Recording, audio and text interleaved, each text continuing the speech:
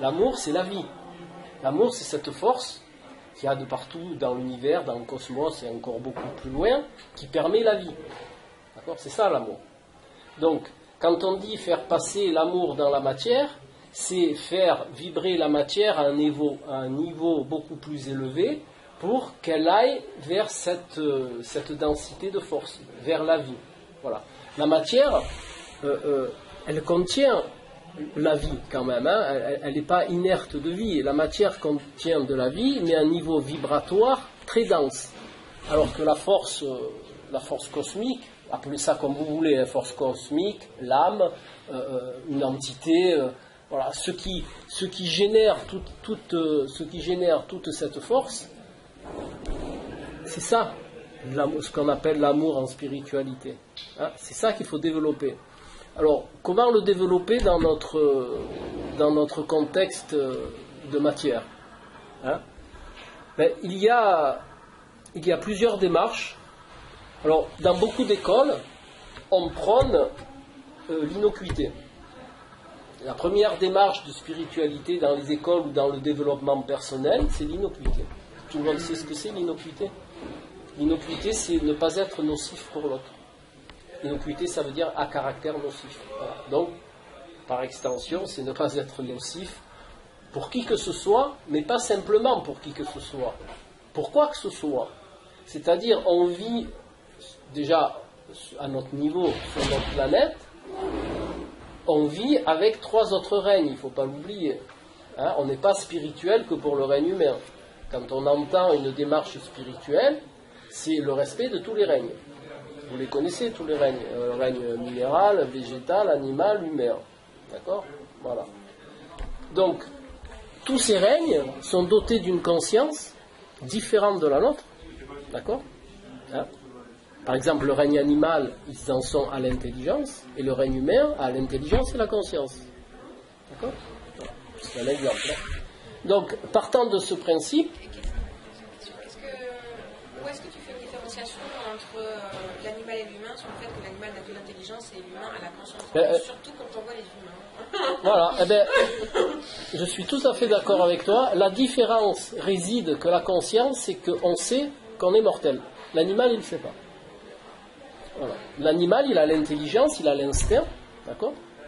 Mais il n'a pas conscience qu'il est mortel. Et quand il voit un de ses proches mourir, il n'a pas la conscience de la mort. Il n'a pas la conscience de la mort. Alors que nous, on a la conscience de la mort. Nous, on sait qu'on va disparaître. On sait qu'on a une finalité en tant que matière. L'animal, il ne le sait pas. Mais s'il ne le savait pas, il ne se rendrait pas compte. Par exemple, si on voit une maman éléphant qui perd son petit, elle va pleurer. Oui. Et d'ailleurs, il n'y a pas que la maman éléphant. Oui, mais je suis tout à fait d'accord. Mais il ne conscientise pas la mort comme nous, on peut le conscientiser. Sa propre mort. Voilà. Ils ne conscientisent pas qu'ils peuvent mourir. Alors pourquoi ils ont peur quand ils savent qu'on va les tuer ? Ça, c'est l'instinct qui les fait réagir. C'est pas pareil. Toi aussi, tu as peur quand on va te tuer. Et c'est ton instinct. D'accord ? Mais en plus de ça, tu es consciente que tu es mortel. L'animal, lui, il a peur. Ça s'arrête là. Donc il va employer les 3 systèmes de la peur. D'accord ? La rigidité, la course et la ruse. Voilà. Mais il n'a pas conscience de la mort au sens humain du terme, c'est-à-dire il ne sait pas que ça va s'arrêter là, il ne sait pas que c'est fini. Il a une conscience quand même. Oui, mais une conscience intelligente, par l'intelligence et par l'instinct, pas par la conscience. D'accord ? C'est une conscience, mais différente de l'être humain. Le minéral, il a une conscience aussi. La planète, elle a une conscience. Voilà, mais elle est différente de la nôtre. La planète, elle a ce qu'on appelle la conscience planétaire, qui n'inclut pas la mort, par exemple, la planète. D'accord ? La planète, elle a une conscience planétaire qui est régie par le... Je vais rentrer un peu plus loin, par le transport des 7 rayons, si tu préfères. Elle est émettrice et réceptrice des rayons qui gouvernent l'univers. Donc, ces 7 rayons, ils sont apparentés aux 7 chakras. D'accord ? Mais à un niveau vibratoire beaucoup plus élevé. Il y a 3 rayons spirituels, 3 rayons matière, et le rayon du milieu qui fait la transition entre les deux. c'est une très bonne transition. Comme ça, je vais vous faire le parallèle avec les chakras. À notre époque, on accorde beaucoup d'importance aux chakras. Hein. Donc il y en a qui les ravivent, il y en a qui les nettoient. J'ai entendu ça il n'y a pas longtemps. Il y a des gens qui vont se faire nettoyer les chakras. Ouais, bon, après, c'est pas. Moi, je dis pas que c'est mauvais en soi. Hein, c'est pas ce que je dis. C'est pas un jugement que je porte. D'accord. Tout a une utilité. Si de vous faire nettoyer les chakras, que quelqu'un vous accorde 1 heure de son temps pour vous papouner, d'accord, c'est très utile aussi. Ça fait du bien, ça fait pas de mal, c'est sympathique. Voilà, on peut y trouver un bien-être. Mais sur la fonction du chakra, ça ne fonctionne pas le nettoyage comme ça, d'accord. Les chakras, c'est quoi? Les chakras, c'est 7 centres d'énergie. Comparez les chakras à une dynamo de vélo, d'accord. Plus vous pédalez, et plus la dynamo est claire, et moins vous pédalez, vous avez une lumière, fait d'accord. Bon, ben les chakras, c'est pareil. Ils sont mis en effervescence par le niveau de conscience de chacun. Plus vous augmentez votre niveau de conscience, plus vos chakras ils vont s'illuminer. Et ils vont faire passer de l'énergie. D'accord? Alors, et autre chose aussi, les chakras ne fonctionnent pas comme la plupart des gens croient qu'ils fonctionnent. C'est-à-dire, les gens croient que les chakras fonctionnent du chakra racine et que ça remonte. D'accord? La plupart des gens croient ça. En réalité, non. Le chakra, il s'alimente par l'eau, c'est-à-dire par l'énergie de cette rayon, d'accord, qui va faire descendre au travers du chakra frontal, de la gorge, du chakra, aidez-moi, coronal, voilà. Il va passer la barrière de la matière par le chakra du cœur, et il va diffuser l'énergie, justement cette énergie, alors appelez ça comme vous voulez, âme, énergie spirituelle. Il va faire passer cette énergie dans les 3 chakras matière pour les activer et faire monter en vibration cette matière vibratoire. D'accord? Parce qu'il y a quand même dans les chakras, dans les 3 chakras matière, il y a quand même de l'amour.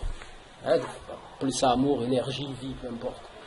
Mais elle est à une densité beaucoup plus, pour imaginer, beaucoup plus épaisse que les chakras d'en haut. Donc, cette énergie qui passe va monter en vibration l'énergie des chakras matière, et de ce fait, il va y avoir un passage d'énergie du haut vers le bas, c'est-à-dire des forces créatrices jusque dans la matière.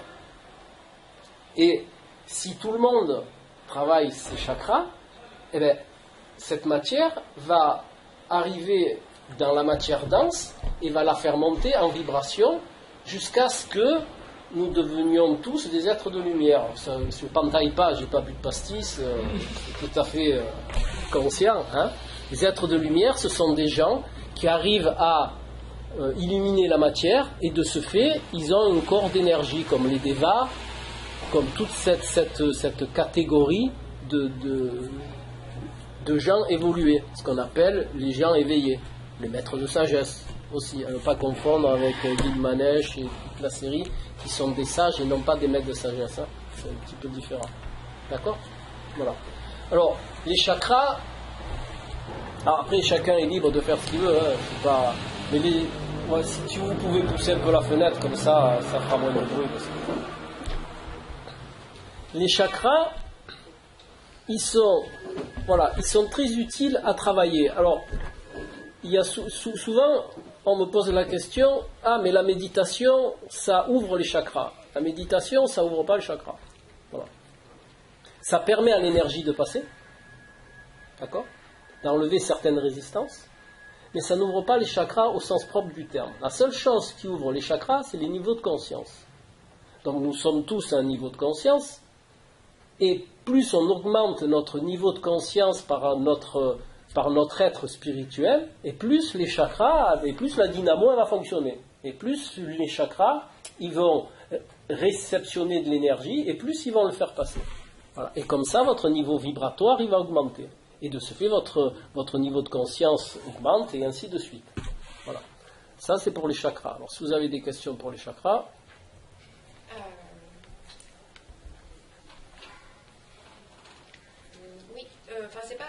sur Ouais. les chakras, mais c'est juste qu'au début, tu as commencé en disant qu'il y avait les différents règnes et que l'humain doit, non, j'aime pas. Non, pas doit, mais. Aimer, ou du moins prendre soin, non, dans l'idée, j'avais compris ça. De tous les Oui, règnes. c'est pas prendre soin, c'est on vit une interdépendance. Alors, je vais vous faire le schéma et vous allez comprendre, c'est beaucoup plus simple. Le règne minéral, il sert au règne végétal. D'accord ? Hein ? Les plantes, elles poussent dans la terre, voilà, ça apporte des sédiments, l'érosion des pierres amène de la nourriture, bon, tout ça. Le règne végétal sert au règne animal, de nourriture et autres. Voilà. Le règne animal, bon, je ne vous fais pas le dessin, il sert au règne humain. Hein. Bon, après, on peut rentrer dans tout, mais dans l'ordre des choses. Alors, je ne parle pas que de nourriture, hein, je parle de beaucoup d'autres choses, hein, c'est-à-dire de complicité. Voilà. Et le règne humain, il sert à qui ? Question. Ben, le règne humain, il a la fâcheuse manie de penser que c'est le sommet de l'évolution et que ça s'arrête au règne humain. Voilà, on a tellement un ego surdimensionné que l'évolution s'arrête à l'être humain, et ça vous l'entendez tous les jours. Alors que c'est tout à fait faux. L'être humain, il sert au règne planétaire, de par son évolution de conscience. Voilà. Si vous préférez, chaque règne apporte quelque chose, et nous, notre progression, c'est de nourrir le règne planétaire de par notre niveau de conscience. Voilà. Alors nourrir, quand on le prend au sens matière, c'est pas très joli, mais au niveau spirituel, ça n'a rien de péjoratif. Hein. On nourrit de manière, on donne de l'énergie. C'est notre niveau de conscience qui sert à nourrir le règne planétaire. Il est à la diète en ce moment, le règne planétaire. Non. Il y a une théorie. Il y a une théorie qui me paraît, comment je vais dire, assez pertinente à ce sujet. Alors c'est vrai que de premier abord, on se dit que en ce moment le règne humain c'est une catastrophe lamentable. Ce qui somme toute n'est pas faux. Voilà. Mais dans la théorie de l'évolution, pas celle de Darwin, hein, mais dans la théorie de l'évolution spirituelle, on sait très bien qu'on n'évolue pas en ligne ascendante. L'évolution, elle se fait comme ça. D'accord ? Il y a ce qu'on appelle des courbes d'involution et des remontées d'évolution. Et c'est toujours comme ça. L'évolution, elle n'est jamais en droite ligne. Ça n'existe pas. Ça n'existe pas parce qu'on a toujours besoin de contexte pour évoluer. D'accord ? Donc comme on a besoin de contexte pour évoluer, et d'apprendre des leçons et de tirer parti de ces leçons, vous imaginez bien qu'une ligne évolutive, elle ne peut pas être une belle droite de bas en haut. Hein, ça ne peut pas. Voilà pourquoi il y a des courbes, une courbe comme une onde radio, comme ça, avec des phases d'évolution et d'involution. Et là, on peut dire qu'on est dans une phase d'involution. Alors pourquoi ? Là-dessus, il y a encore une théorie qui me paraît pertinente aussi. C'est que le règne humain, il traverse des phases. D'accord ? Il y a quelques centaines d'années, on était dans une phase de clan. Le règne humain ne voyait que par le clan et pour le bien du clan. D'accord ? Alors, cette phase étant vécue, le règne humain, alors là je parle de règne, hein, après on peut parler d'individu, mais c'est pareil. Ayant vécu cette phase de globalité, l'être humain est en train de découvrir l'individualisation, c'est-à-dire le pouvoir de l'individu. Et si vous regardez bien la société dans son ensemble, à part les tribus au fin fond de l'Amazonie, on est dans une phase d'individualisation, peut-être poussée à son paroxysme, c'est-à-dire les gens, c'est moi, mais c'est utile à l'évolution du règne et à l'évolution de l'être humain. D'accord ? C'est un passage obligatoire pour que après cette individualisation, elle soit mise au service du règne. La différence qui est maintenant, et c'est pour ça qu'on est dans la panade, c'est que cette individualisation, elle est mise au service de la personne, de l'ego, du moi-je. D'accord ? Mais c'est aussi un passage obligatoire. Parce que de là, on va arriver, quand on aura bien cerné l'individualisation au sens égotique, quand on l'aura bien comprise et quand on l'aura bien utilisée, on va mettre cette individualisation au service du règne. Alors, la plus belle image que j'ai trouvée, pour expliciter ce contexte, c'est l'orchestre. Vous prenez un orchestre philharmonique. Il y a des musiciens, au départ, ils travaillent tout seuls chez eux, ils se forment. D'accord ? Quand ils ont acquis un certain niveau, ils sont embauchés dans un orchestre. Et à ce moment-là, ils vont travailler leur partition personnelle pour l'ensemble. D'accord ? Alors imaginez l'ensemble, le règne humain. Imaginez un violoniste qui apprend sa partition et qui la joue au départ pour lui, pour apprendre à jouer de son instrument, et qui un jour va mettre cet instrument au service de l'orchestre pour faire une mélodie agréable. D'accord ? Eh bien, c'est justement ça que nous sommes en train de passer. Là, à l'heure actuelle, nous travaillons notre instrument pour nous. On apprend. On apprend ce que c'est l'individualisation. Donc c'est poussé à c'est moi, mon carré, mon truc, c'est ma... Voilà. D'accord ? Et dans quelques... Ça, je n'ai pas le nombre de... Je n'ai pas le laps de temps, mais chaque individu va jouer sa partition pour l'ensemble, donc pour le règne humain.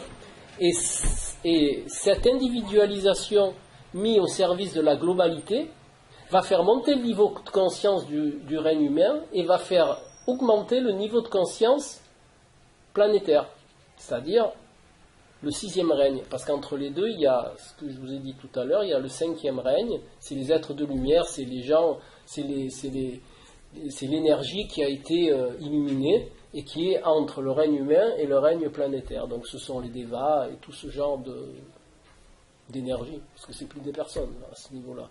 Si vous préférez, ils ont rempli la matière d'amour et la matière est devenue de l'énergie. Voilà. Et c'est le passage avant le 6e règne qui est le règne planétaire, et après il y a le 7e règne qui est le règne des étoiles. Voilà. Et les devas, c'est tout ce qui est les élémentaux, tout ça ? Voilà. C'est ceux qui ont évolué de manière à vraiment transformer la matière en amour. Mais quand je dis amour, c'est la force de vie. Hein. C'est vrai que ça peut, pour les gens qui n'ont pas l'habitude, ce qui est tout à fait normal, ils font référence au sentiment. Mais c'est pas ça. Hein. Je le redis parce que souvent les gens ils confondent un peu. Mais c'est surtout, c'est en spiritualité la force de vie. Hein. C'est ce qui permet d'évoluer, de progresser dans l'évolution. Parce qu'il y a un terme aussi que j'ai remarqué qui est souvent employé, c'est que les gens disent, tiens, dans cette vie, j'évolue. Non, on n'évolue pas dans une vie. On progresse dans notre évolution, ce qui est différent. Hein, c'est-à-dire, on apprend, on tire des leçons, on progresse dans notre chemin, et après, quand on a un certain nombre de vies et qu'on tire la quintessence d'une certaine partie de nos vies, à ce moment-là, le niveau de conscience augmente. Hein, à ne pas confondre avec notre alors si vous préférez, avec notre progression entre guillemets de notre être, de notre incarnation actuelle, hein, qui sont toutes différentes. Bon. Vous avez des questions là-dessus ? Vous avez été clair. Parce que des fois c'est un petit peu... Non, ça va ? Mon fils m'a demandé encore récemment, c'était sa combien de vie. Et en fait, j'ai pas envie de l'instaurer dans un système de croyance, un petit peu forcément, mais pas être jusqu'au boutiste non plus, parce que moi je m'en souviens pas de mes anciennes vies. Et j'ai cru comprendre que par rapport à l'éveil, c'était d'être au-delà de toute croyance, de rejeter tout ça. Donc j'ai pas envie de commencer à imposer quelque chose qui serait peut-être de l'ordre de la manifestation, certes, mais parce qu'il y a un système de croyance qui l'entretient en fait. Donc qu'est-ce que je peux lui répondre selon vous ? Alors, déjà, je vais te répondre en plusieurs tiroirs, parce que ta question, elle est à plusieurs tiroirs. Ouais. Alors, je suis d'accord avec toi sur le système de croyance. On ne peut pas... alors, il faut se déformater. Quand tu veux progresser dans ton chemin d'évolution, il faut absolument se déformater. Je vais vous citer un exemple que peut-être vous connaissez, puis c'est aussi ce que je pratique et que j'aime bien surtout. Moi, je pratique par amour, je fais tout par amour, donc ça me plaît. Donc je vais essayer de vous l'expliciter comme ça. Vous connaissez Hercule, d'accord? Hercule est un mythe. Hercule n'a jamais existé, sauf dans les films. Voilà. Ce sont des mythes qui servent d'archétype à l'être humain pour comprendre comment évoluer. Alors, il y a un passage d'Hercule qui est souvent repris. Alors, quand on traîne dans ce milieu, hein, mais je vous l'explicite très simple. C'est pas de la propagande. Hein. Hercule, avant de faire ses travaux, alors ses travaux, ce sont des travaux initiatiques pour savoir comment se débarrasser de tout ce qui est égotique. Hein. C'est ça les travaux d'Hercule. Hein. Mais avant ça, les gens se disent, ah mais Hercule, c'était pas un mec sympa parce qu'il a tué sa femme, ses gosses, il a trucidé ses maîtres, il a trucidé tout le monde. Mais ça c'est dans l'histoire. C'est quand on raconte l'histoire, pas quand on le prend au sens archétypal de la chose. Qu'est-ce que ça veut dire cet épisode, ce début de l'histoire d'Hercule? Ça veut dire qu'il s'est débarrassé de toute la formation qu'il a reçue. D'accord? Et de toutes les attaches égotiques. Et de toutes les émotions. C'est ça que ça veut dire, simplement. Ça ne veut pas dire c'est pas un assassin, c'est pas. Mais pour que cela soit compréhensible par les êtres humains que nous sommes et ceux qui étaient avant nous, ils en ont fait quelque chose de bien imagé. Les travaux d'Hercule, on peut les lire à un niveau histoire, c'est sympa, mais quand on le prend à un niveau archétypal, c'est encore plus, c'est encore plus parlant. D'accord? Donc, il faut bien conscientiser que la déformatation est la première chose. En Orient, vous savez ce qu'ils disent en Orient, ça vous devez le connaître. Je prends des choses connues parce qu'au moins tout le monde peut s'y retrouver. En Orient, ils disent, il y a un maître, il a un verre, fait une tasse, il a une tasse avec du thé. Il dit à son disciple, verse-moi du thé dans la tasse. Le disciple, il arrive avec la théière, il dit, excuse-moi, je ne peux pas, hein, elle est pleine. Bon. Alors, il dit, verse. Il verse, il y a tout qui va par terre. Il dit, voilà. Avant de te mettre quelque chose dans la tête, il faut que tu te débarrasses de ce qu'il y a. C'est pour ça que je te réponds comme ça. Déjà, il faut déformater, et à mon sens, hein, tu es dans la bonne démarche de ne pas mettre de croyances. Voilà. Maintenant, il faut quand même mettre des limites à tout. Des limites, somme toute, modulables. D'accord? Alors, quand on entend limite, on a tendance à savoir que ça ne bouge pas une limite. Pour moi, une limite, elle est modulable. Il y a de grands personnages qui ont dit aussi quelque chose qui m'a interpellé depuis des années, qui disent que, pourtant, dans notre tête, c'est presque pas possible, qui disent que une vérité, elle n'est que permanente. Il n'y a pas de vérité qui existe à long terme. Ça n'existe pas. Une vérité, elle est vérité là, maintenant. Peut-être dans 2 minutes, elle ne sera plus vérité. Donc, alors, je vous disais ça parce que le terme vérité, on a tendance, nous, à notre niveau, de croire que c'est vitam aeternam. Non, la vérité, elle n'est qu'impermanence. D'accord? Donc, tu peux dire quelque chose ou émettre quelque chose à ton enfant en lui démontrant que c'est valable maintenant, mais que c'est modulable. Et que ce qui est modulable est encore modulable. C'est comme ça que l'on va dans le sens de la progression. Si on émet des pensées qui sont arrêtées, on n'évolue plus. Il n'y a plus de mouvement. Et là, on en revient à l'image, pour nous les humains, la mort, c'est l'arrêt du mouvement, simplement. D'accord? Voilà. Donc, il faut toujours dire aux gens que la force que nous avons, c'est le mouvement. Alors, on ne va pas les courir tous les jours, mais c'est pas celui-là le mouvement, d'accord? C'est justement de pouvoir avancer tout le temps dans sa démarche. Alors, il y a une manière très simple que tu peux dire à ton enfant, et ça, à mon sens, c'est ce qu'il y a de plus important. Mais c'est plus important que l'important, si on peut dire. c'est l'expérimentation. L'être humain ne peut avancer, progresser, que par l'expérimentation quelle qu'elle soit. Tout ce que l'on fait dans la vie, tout ce que nous renvoient les gens, tout ce que nos rencontres nous font découvrir, ce n'est là que pour expérimenter des choses. Le savoir intellectuel, l'accumulation de savoir ne sert strictement à rien s'il n'y a pas d'expérimentation derrière. Vous pouvez avaler toutes les bibliothèques de la planète, si vous n'expérimentez pas, vous n'avancerez pas. Pourquoi ? Parce qu'il n'y a pas de mouvement. L'expérimentation, c'est le mouvement qui, dans le chemin spirituel, permet d'avancer. Voilà. Donc l'expérimentation, quelle qu'elle soit, même la plus dure, est bénéfique. Alors, il y a des gens qui disent « Ah, je suis malade, vous croyez que c'est bénéfique ?» Au niveau spirituel, oui. Au niveau de la forme, certes pas. La souffrance, tout ça, au niveau de l'ego, c'est certes pas bénéfique.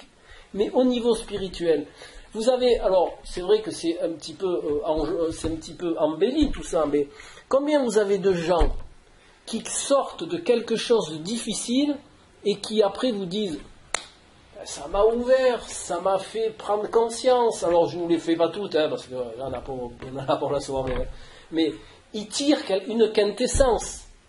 Alors, mais il n'y a pas que les épreuves, je ne parle pas que d'épreuves. Les rencontres que vous faites dans votre vie, elles sont porteuses de possibilités, je dis bien, de possibilités d'expérimentation. Parce que vous avez des gens qui résistent à l'expérimentation. Et les contextes, ils se font de plus en plus durs. Plus vous résistez, gardez, ça c'est le deuxième grand principe, oui. Plus vous résistez, et plus le contexte deviendra difficile. D'accord ? Vous avez des contextes qui commencent de manière très douce. Alors vous résistez ou vous passez à côté, parce que justement c'est trop doux. Alors vous dites, ça n'attire pas l'attention, ça n'attire pas votre attention, ça ne vous demande pas à travailler. Et puis la deuxième fois, le contexte, il se répète de manière différente, mais avec la même finalité. Là, si vous résistez encore, c'est pas grave. La vie, elle n'est pas pressée. Elle va vous en mettre un troisième. Puis de plus en plus dur. Jusqu'à ce que le contexte vous éveille. Alors, c'est pour ça que je dis toujours, et le troisième principe que tu peux, dont tu peux lui parler, c'est justement d'être attentif à tout ce qu'il va rencontrer dans la vie. Mais tout. La rencontre d'un ami, je sais pas moi, le doigt dans la porte, sa première voiture, je sais pas moi, tout est porteur d'expérimentation et donc d'évolution. Voilà, il n'y a que ça qui marche. Ensuite, vous avez ce qu'on appelle aussi les rencontres miroirs. Alors les rencontres miroirs, c'est aussi sujet à expérimentation, mais par un retour. C'est-à-dire la personne vous montre ce que vous avez à travailler. Et souvent vous montre ce que vous ne voulez pas voir chez vous, en plus, en prime. D'accord ? Donc, les effets miroirs sont aussi très importants pour notre chemin d'évolution. C'est pas toujours ça, de toute façon, les effets miroirs ? Enfin, je veux dire, toute personne qu'on rencontre n'est pas une facette de nous-mêmes. Pas toujours. Pas toujours. Des fois, on rencontre des personnes qui ne sont pas une facette de nous-mêmes, mais qui sont là pour nous faire vivre un contexte sur lequel on a à travailler. Exemple. L'agressivité. D'accord ? Voilà. Vous avez des gens qui sont pas... Alors, tu peux me dire, oui, mais c'est un effet miroir. C'est un effet miroir sans être un effet miroir. Vous avez des gens qui sont dans l'agressivité, qui ne le conscientisent pas, et qui rencontrent que des gens agressifs. Ils disent, oh là là, moi j'ai que des gens agressifs autour de moi. Puis ça s'arrête là. Et puis le jour où ils prennent une bombe baffe dans la gueule, vraiment, mais manu militari, des fois ils comprennent que c'est eux qui sont dans l'agressivité. Il y a des démarches contextuelles comme ça qui font que ça montre là où on doit travailler. Par exemple, si autour de vous, alors je vous le dis comme ça, après il faut prendre, il faut décortiquer, il faut vraiment s'arrêter dessus, discuter avec les gens, mais par exemple, on va prendre notre cas, les thérapeutes. D'accord? En grande partie, ce sont des gens qui s'intéressent à la mort et même qui ont peur de la mort. Mais le fait d'être thérapeute, ben, ça les rassure. Ils sont dans un certain contrôle. Je connais des choses sur la santé, tu vois, je peux me gérer, je suis sous contrôle. Voilà. Alors, j'ai passé un bon moment en milieu hospitalier et beaucoup de médecins, ils ont la trouille de la mort, mais à un niveau pas possible. Mais le fait d'être médecin, ça leur donne un certain contrôle sur leur peur. D'accord? Voilà. Donc, il y a aussi autre chose, c'est que les rencontres sont aussi révélatrices de nos peurs. Et pour moi, c'est pas tellement un effet miroir, c'est un effet de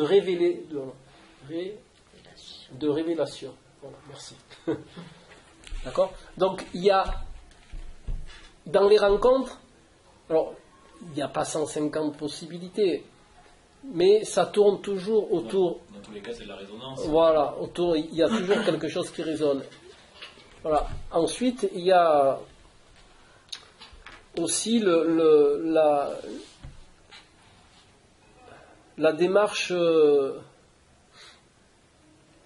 Comment je vais expliquer ça? Voilà. Il y a aussi la prise de conscience que nous sommes des cavaliers.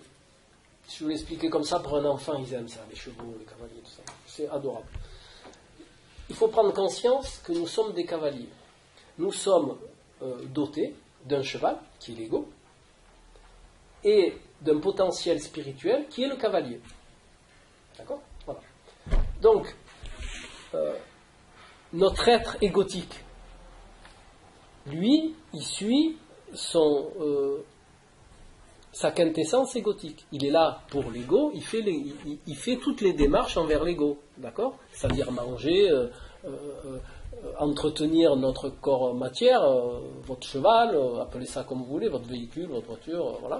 Et vous avez le chauffeur, ou le cavalier, qui lui est là pour diriger la monture. Mais notre règne, dans la courbe d'involution où nous sommes, nous vivons plus le cheval que le cavalier. Et de ce principe, on est dans l'individualisation égotique de notre règne en ce moment. Et là, c'est pour ça que la démarche spirituelle aide à ce que le cavalier reprenne les rênes de la monture. D'accord? Et que la monture joue son rôle de monture. Là, la monture, à l'heure actuelle, elle joue le rôle de monture et le rôle de cavalier. D'accord? Donc, tout ça pour vous dire quoi? Tout ça pour vous dire qu'il faut, j'aime pas non plus, mais il est important d'informer, voilà, que nous ne sommes pas que matière aux enfants, d'accord? Qu'il y a autre chose. Parce que notre société les forme à la matière, ça, ils n'ont pas besoin de nous. Ça va tout seul. Hein, voilà. Les besoins égotiques, ça, ils sont tout faits. Mais il est important de les informer que nous ne sommes pas que ça. Et à force d'informer les enfants qui vont informer les enfants, ça va faire son chemin. Parce qu'il faut bien penser que l'évolution du règne, elle ne se passe pas sur une vie. D'accord? Il va falloir un certain laps de temps. Voilà. Partant de ce principe, déjà, si tu informes ton enfant sur tout ça, petit à petit, à sa demande, en réalité, toujours pareil, par rapport au contexte qu'il va rencontrer, déjà, tu lui donnes une belle ouverture. Parce qu'en réalité, les choses importantes dans la progression, c'est quoi? Ouverture, d'accord? Plus on ouvre plus on a une vision large, et plus on va pouvoir progresser. Ensuite, il y a aussi quelque chose d'important, dont je parle souvent, parce que ça arrive souvent aux gens, c'est les situations récurrentes. Les gens ne font pas assez attention aux schémas récurrents de leur vie. D'accord? J'ai beaucoup de gens, ils sont peut-être moins ouverts, mais ils partent du principe que si quelque chose est récurrent, c'est pas eux. C'est les contextes qui font qu'ils vivent des choses récurrentes. Donc il est aussi important d'expliquer aux gens que les contextes récurrents, c'est pas les autres, hein, c'est soi-même. D'accord? J'ai eu un bel exemple, et je garde toujours celui-là, parce qu'il m'a... J'étais plein d'amour pour cette dame. Hein? Elle est venue me voir en consultation d'astrologie, elle est venue me voir, elle m'a dit, écoutez monsieur, je suis sans dessus-dessous, ça fait le 7e homme que je rencontre, et j'arrive pas à me marier. Bon. Ben, j'ai dit, oui madame, mais... Alors expliquez-moi, racontez-moi. Alors un, il était militaire à l'autre bout de la planète, l'autre, il était représentant de commerce, l'autre, il faut passer les détails, l'autre était marié, il vivait à la montagne, truc d'enfer. Et je regarde son thème, tout. Je dis, oui madame. J'ai dit, mais dites-moi madame, si on va parler un peu. Bon, à la fin, elle m'a dit, oui, vous avez raison, j'ai pas envie de me marier. Voilà, tout simplement. Voilà. Et à partir de ce moment, elle a été libérée. Elle m'a dit, mais, elle est comme ça, elle était, mais voilà, c'est moi, je trouvais ça merveilleux. C'était, moi, je vous raconte comme ça, mais je l'ai vécu, ça m'a touché, ça m'a mis à l'envers pendant une semaine. J'ai dit, voilà, et ben, elle a, voilà, situation récurrente. Eh bien, quand ça fait résonance, ça règle la chose. D'accord? Alors, après, vous allez me dire, ouais, mais l'être humain, il n'est pas fait pour vivre seul. Oui, mais vous n'êtes pas obligé de vous marier. Hein? Bon, dans le sens, elle demandait le mariage dans le sens sociétal, bien, voilà. D'accord? Donc, oui. Et tout à l'heure aussi, tu parlais d'un niveau de conscience où on a transcendé les émotions. Oui. Alors, les émotions, il faut toujours bien calculer que l'émotion est au service de l'ego. Voilà. Vous pouvez le tourner, alors ça fait réagir toujours, j'aime bien. Vous pouvez le tourner dans tous les sens, l'émotionnel est toujours au service de l'ego. C'est pour ça que quand on parle spiritualité, on dit toujours qu'il faut mettre du mental abstrait dans ses émotions. Explication. Les émotions, on ne peut pas les enlever, heureusement. Parce qu'elles servent à l'ego quand même, hein. Elles ont une utilité, mais au stade où on en est, elles prennent le dessus. Voilà. Donc, les émotions, on ne peut pas les enlever. Alors, là, je vais dire faux, il faut, parce que c'est ça, c'est plus compréhensible comme ça. Les émotions, il ne faut pas les enlever, parce qu'elles ont une utilité. Voilà. On a un cerveau limbique, tout ça, qui gère certaines fonctions de la matière, et tout ça, voilà, on en a besoin.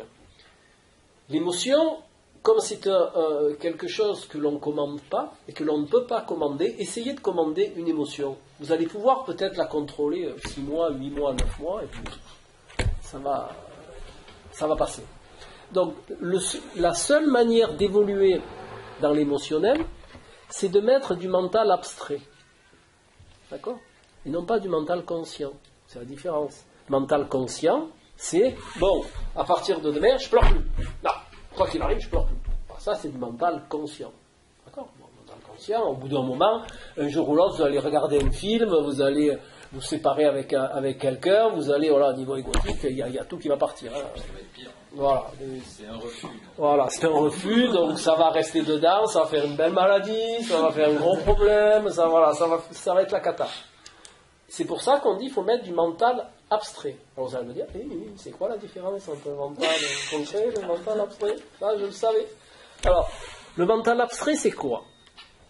Le mental abstrait, c'est de conscientiser comment fonctionne son émotion, de la laisser sortir sans qu'elle prenne le dessus. Alors, voilà. Alors, il y a un autre exemple qui m'a touché aussi en consulte. C'est une dame qui a perdu son mari. Jeune, hein, 50 et quelques années, hein, et qui se bat contre ses angoisses matinales. Quand elle se lève le matin, elle a une angoisse, mais c'est un bus sur la poitrine. Voilà. Et puis bon, à force de suivi, on en arrive à ça. Elle me dit, moi le matin, je me lève, je peux pas. Le matin, je me lève, j'ai tellement une grosse angoisse que la seule chose il faut que j'allume Télématin. Je vous donne le nom de l'émission parce que c'est ce qu'elle m'a dit. Hein. J'allume Télématin. Et quand ça ne suffit pas, j'allume Télématin et je prends un sudoku ou je sais pas quoi sur mon téléphone. Voilà. De manière à se dériver. Alors, je lui dis, oui, momentanément, c'est votre solution, elle est très valable si ça fonctionne momentanément, c'est bien.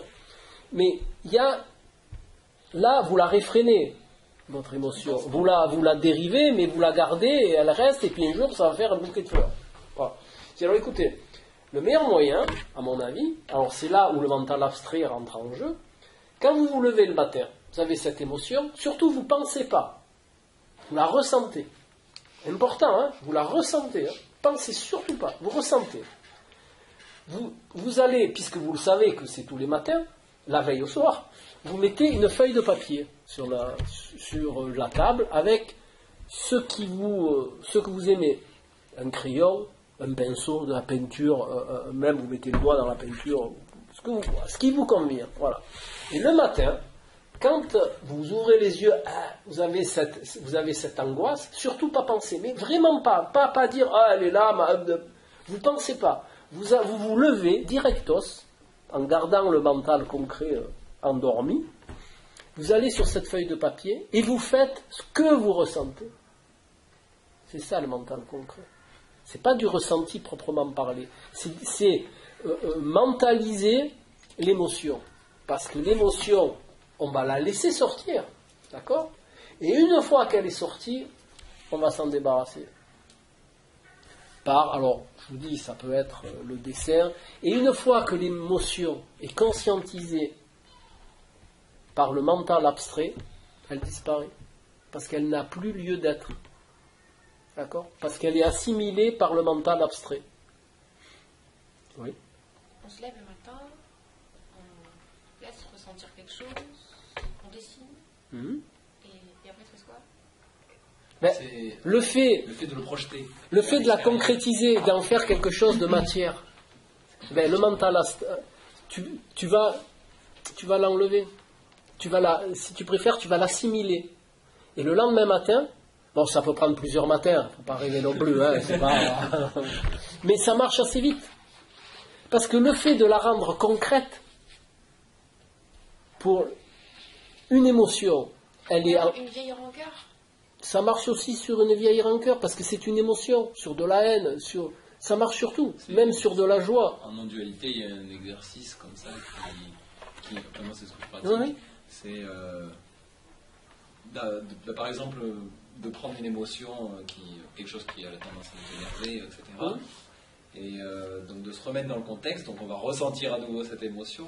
Et là, d'enlever, et c'est exactement ce que tu as dit, c'est surtout ne pas penser. Surtout pas. C'est là...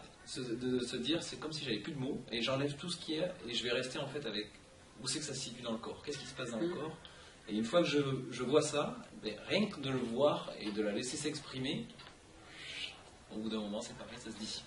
Voilà. Après il y a une explication scientifique à ça, hein. Je vais vous la donner aussi, parce que je ne vais pas vous faire je vous fais pas qu'un côté de la porte, je vous fais les deux côtés de la porte, hein. Alors, pourquoi on dit ressentir ? Pourquoi ressentir son émotion ? Alors, je vais vous prendre un exemple très parlant qu'on a tous connu. Normalement. Hein. Vous vous séparez d'avec quelqu'un. Premier réflexe, la situation est difficile, alors il y en a qui pleurent, peu importe, il y en a qui pleurent, il y en a qui sont en colère, il y en a qui... Voilà. Bon. Et la démarche, c'est justement de ne pas contrôler tout ça. Bon, il ne faut pas aller en plafonner son ami, c'est pas ce que je veux dire. Hein.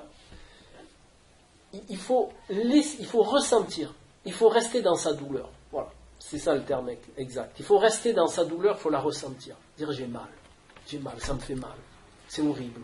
D'accord ? Sachant qu'il faut que je vous fasse un petit parallèle, quand même, pour vous expliquer que la différence qu'il y a avec un traumatisme et une expérience douloureuse, d'accord ? Le traumatisme, le cerveau a les moyens de le gérer sans qu'on fasse quoi que ce soit. On a les ressources innées pour gérer un traumatisme. À condition qu'on le laisse remonter, qu'on ne l'écrase pas. Le fait de laisser remonter le traumatisme, ça met en marche les ressources adéquate que l'on a de manière innée pour le régler. D'accord ? C'est pour ça que, alors je vais vous donner là aussi un exemple, c'est un peu tout mélangé, hein. Pas de fil conducteur, mais c'est pas grave. Je vais vous donner un exemple, c'est la perte de quelqu'un. La perte ou la fin de quelque chose, peu importe. Il y a un processus de deuil. Et voilà. On a tous en nous, de manière innée, un processus de deuil. C'est-à-dire qu'il va commencer par, vous devez connaître ça si vous êtes tous thérapeutes, qui va commencer par la non-acceptation, donc la colère, machin, et qui sera réglé au fur et à mesure du temps par l'acceptation. Ça va être mis de côté dans le cerveau, ça va rester une référence. Là, c'est exactement pareil. Vous vivez votre douleur, il faut la vivre, il faut la ressentir, il ne faut surtout pas s'anesthésier. D'où les gens qui vont vers l'alcool, vers les cachets, vers la drogue, ou vers la boulimie, quelque anesthésiant que ce soit justement de cet état douloureux. D'accord ? C'est ça. Vous avez des gens, quand ils sont dans un état qui viennent de se séparer avec quelqu'un, ils se jettent dans le frigo, ou ils se jettent sur la bouteille de whisky, ou ils se jettent ou même dans le sport pour fabriquer des endorphines, pour endormir la douleur. D'accord ? Mais là, c'est le contraire. Il est préférable, il est conseillé, je ne veux pas dire il faut, il est conseillé de vivre sa douleur. Et c'est scientifiquement prouvé que de vivre sa douleur, le cerveau va en faire une référence et vous ne revivrez plus le même contexte. Est-ce que ça a été vécu pleinement ? Ça a été vécu pleinement, le cerveau va l'archiver, va se dire bon ça s'est passé comme ça fait mal, machin, je veux plus. Hop. Et bon, ça n'empêche pas que vous vivrez d'autres contextes, hein, il faudra travailler, il n'y en a pas qu'un, hein, mais voilà, c'est la démarche adéquate, adaptée, pour enrayer des émotions qui sont trop fortes. Alors, si on se laisse envahir par nos émotions pour les vivre, on n'en meurt pas. Non, mais il faut les vivre. Quand je dis les ressentir, c'est justement ce que je vous dis, c'est la vivre, l'émotion. Hein. La vivre, mais pas qu'elle nous submerge. Oui, mais voilà, c'est ça. Parce que... C'est ça la différence. Ce qui fait qu'elle te submerge, c'est le mental qui est posé dessus. Voilà. Le fait qu'elle te submerge et qu'elle t'attire du mauvais côté de la force, c'est l'époque de Star Wars. Hein, c'est justement ça. C'est qu'on lui donne une importance surdimensionnée. Parce que c'est pour ça que je vous ai dit au départ, les émotions, c'est pour l'ego. Donc, en quelque part, vous ne donnez à manger qu'à votre ego. Et forcément, ça ne peut pas aller. D'accord ? Les gens qui sont très émotifs, vous le voyez bien que ça ne va pas. Parce qu'ils sont uniquement dans l'ego. D'accord ? Et c'est l'ego qui dirige. Et ils vont droit dans le mur. Voilà. Alors, comme je vous ai dit, on ne peut pas enlever les émotions, ça fait partie de nous. On en a besoin. C'est pour ça qu'une émotion adaptée, oui, mais des émotions qui dépassent leur cadre, non. Et c'est justement le mental abstrait qui permet de les réguler. Et au fur et à mesure, alors après vous avez des situations bien précises, au fur et à mesure de les gérer, ces émotions non adaptées, en mettant du mental abstrait dedans, c'est comme l'eau dans le vin. Au fur et à mesure, vous aurez plus d'eau dans votre verre de vin que de vin. Et de là, vos émotions, elles vont rester à leur place quelque part. La place qu'elles ont pour l'ego, mais elles ne vous dirigeront plus. Parce que le problème de l'émotion, dans l'ego, c'est qu'elle dirige. Et c'est pas adapté. D'accord ? Et c'est là-dessus, entre guillemets, où vous vous rendez compte que les pubs, elles sont bien faites. Parce qu'elles sont adressées uniquement à l'émotion. Il y a une étude qui est formidable. C'est sur les nanas à côté de la voiture. Mais je rigole pas, hein, ça paraît risible comme ça, ils mettent un bloc, appelez ça comme vous voulez, une belle femme, pardon. Une belle femme avec la voiture, et bien le sens chasseur et phallique du mec, ben, ça va s'enregistrer dans son subconscient émotionnel, dans les émotions, et le mec, quand il va acheter la voiture, il croit acheter la femme. Mais c'est véridique, hein. C'est primaire, hein. Ah, non, mais c'est vrai. Alors là-dessus, il y a je fais jamais de pub pour des bouquins parce que, comme je vous ai dit tout à l'heure, pour moi, seul compte l'expérimentation. Alors, sauf des fois, je fais quelques apartés, parce que vous pouvez lire ce bouquin et essayer. C'est pour ça que je le conseille. Bon, j'ai pas de droit d'auteur, c'est pas le mien. Bon, voilà, c'est juste parce que je l'ai passé à beaucoup de gens et à chaque fois ça marche. Vous le lisez, vous allez l'essayer. Vous allez notamment essayer la confiture, vous allez essayer le canapé, vous verrez. Ça s'appelle Faire le bon choix. Enfin, Faire le bon choix, il s'appelle comme ça le livre. Et c'est toutes les stratégies émotionnelles qui sont mises en place pour vous faire acheter. J'ai été le chercher à la FNAC, ils le font plus, mais plus réédité. Ah, j'ai tout pris. Oui, Ouais, le Bon Coin. Ouais, en occasion. Ouais, le Bon Coin, tu dois pouvoir le trouver. Ouais, En PDF. ouais, peut-être. Mais c'est un ouvrage formidable pour initier les gens et surtout pour vous déformater. Parce que le but du passage de ce bouquin, c'est pour que les gens ils conscientisent, ils expérimentent, et de par leur expérimentation, eh bien, ils vont se déformater, ils vont comprendre, ils vont dire tiens, attends, voilà, là il me titille l'émotionnel, c'est grandiose. Hein, voilà. Donc essayez-le, si vous le trouvez, expérimentez tous les trucs et vous allez les trouver adorables. C'est adorable, comme ils connaissent la manipulation émotionnelle au niveau de l'ego, c'est fantastique. Hein. Il y a des mecs qui travaillent dessus toute la journée. Ah ouais, voilà, c'est faramineux. Donc, voilà, pour continuer, le but de la spiritualité, d'être un être spirituel, parce que la spiritualité, je suis désolé contrairement à beaucoup, c'est pas un outil, hein, d'accord. C'est pas tiens, je vais passer un week-end, je vais méditer un week-end. Voilà. Merveilleux. Vous allez méditer un week-end et le lundi, vous allez rentrer dans l'entreprise et vous allez reprendre votre côté égotique tout à fait normal. Voilà. Alors, côté égotique, il est nécessaire, je vous ai dit, hein, entretenir son véhicule. D'accord, votre voiture, si vous voulez aller travailler, vous l'entretenez de manière à ce que tous les jours, elle vous amène au travail. Mais là, c'est pareil. D'accord, notre côté égotique, on en a besoin, nos émotions, on en a besoin parce qu'elles entretiennent le véhicule et tout ça. Bon. Mais la spiritualité, et ça, j'en fais entre guillemets une petite démarche vraiment un petit peu appuyée, ce qui n'est pas mon genre en temps normal, mais des fois, il faut bien mettre les points sur les i. La spiritualité n'est pas un outil de quelque manière que ce soit. Voilà. La spiritualité, je vous dis, c'est un état d'être. On est tous spirituels en plus, à quelque niveau que ce soit.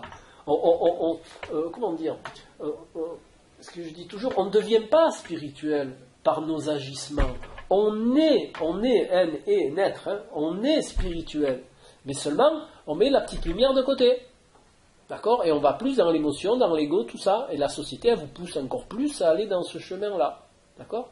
Donc on a tous notre petite lumière, notre petite étincelle. Alors plus ou moins grosse, suivant les gens aussi. Hein. On n'est pas tous au même niveau de conscience. Hein. C'est pas une échelle de jugement. Moi, je suis cours préparatoire, toi, tu es en terminale, et toi, tu es en subloco, en polytechnique, et je ne sais quoi d'autre. D'accord? C'est vraiment... Et justement, ces niveaux différents, ces différentes classes, servent les uns aux autres. D'accord? On est là pour que les plus évolués, alors si on n'a pas une étiquette, moi je suis plus évolué, je te tire, hein, c'est par les rencontres, c'est par les contextes, c'est par tout ça que ça se fait. Hein, d'accord? Voilà. Alors, c'est pas un outil, il n'y a pas d'école proprement parlée. D'accord. Il y a ce que j'appelle moi des conseils de base, ce dont on vient de parler, tout ça. C'est parce que on s'est rendu compte avec le temps que si on a une vision réduite, on progresse beaucoup moins vite que si on a une vision large. Donc il faut prôner la vision large des choses, d'accord, l'éveil sur toutes les choses.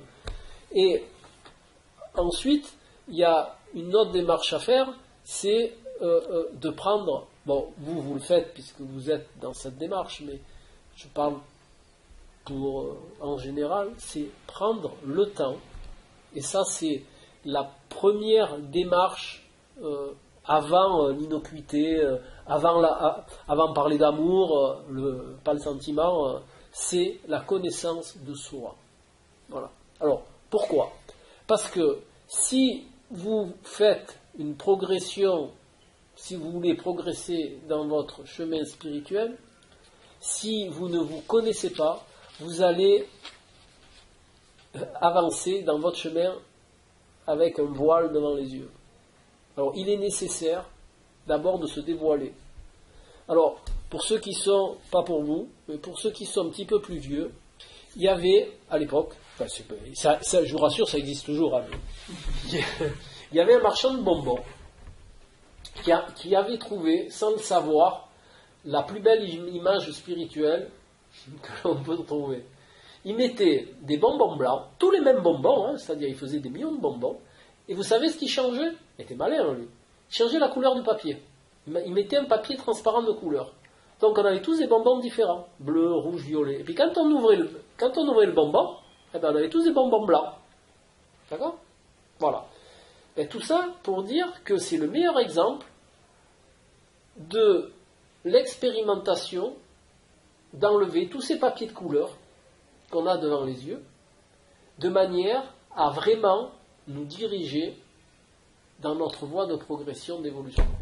Voilà. Parce que tant qu'on n'a pas une connaissance réelle, je ne dis pas se connaître comme vous dites, toi, mais moi je me connais, non. C'est-à-dire une connaissance vraiment de ce que l'on est, on aura une progression dans notre chemin d'évolution qui va être buggé. Un terme actuel, bug. D'accord ? Voilà. Donc la première démarche à faire, c'est apprendre à se connaître. Alors, je ne prêche pas pour ma paroisse, bien entendu, mais il n'y a pas 158 000 outils pour apprendre à se connaître. Alors, je vais remettre au goût du jour la psychologie, mais pas la psychologie actuelle, hein, c'est pas ça. La vraie psychologie, celle qu'employait Platon, celle qu'employaient les Égyptiens, d'accord ? C'est-à-dire vraiment la connaissance de soi. L'alchimie, bon, tout ça, l'astrologie, voilà. Alors, les outils actuels qui, pour moi, permettent une réelle connaissance de soi, c'est les outils ésotériques. Parce qu'ils sont faits pour ça, en réalité. Alors, on les a dénaturés, certes, c'est vrai, on les a dénaturés. Moi, je ne fais pas peur des mots. Vous prenez l'astrologie, vous prenez le yiking, vous prenez tout ça, ils ont été dénaturés. Voilà, parce que des gens qui sont dans un niveau de conscience très égotique, s'en sont servis comme des outils pour... voilà. Mais tout ce qui est ésotérique vous apporte une réelle connaissance de vous-même. Alors, vous avez des ouvrages et vous avez des gens qui ont laissé... des écrits sur le sujet, comme Blavatsky, comme Alice Bellet, voilà, tous des gens comme ça, qui se sont intéressés justement à la connaissance de soi de manière initiatique. Voilà. La connaissance de soi, c'est pas seulement savoir que, par exemple, la personne elle est coléreuse, elle est ici, elle est là, ça c'est le basique. Quand je parle de connaissance de soi, je parle de la manière dont on est programmé dans l'agissement. D'accord ? Alors, un exemple. Au hasard. Je prends celui-là. Alors, je vais vous raconter une histoire. J'aime bien les histoires, en réalité. J'adore ça. Il y a une personne qui avait un processus dans ses relations sentimentales. Elle était très fusionnelle au départ, et au fur et à mesure du temps relationnel passant avec la même personne, elle installait une démarche d'écartement. C'est-à-dire, au début c'était très fusionnel tout ça, et puis au fur et à mesure du temps, elle passait de moins en moins de temps avec la personne qui au départ c'était fusionnel, il y avait toujours quelque chose qui se mettait au milieu, le travail, le machin, pour passer de moins en moins de temps, jusqu'à moins de relations sexuelles, mais comme ça, à dose homéopathique, hein, dans le temps, hein, et tout ça, pour en arriver à la rupture. Et cette personne disait, elle m'a encore laissé tomber tout ça. Voilà. Tout ça pour vous expliquer que on est tous dotés de programmation comme ça.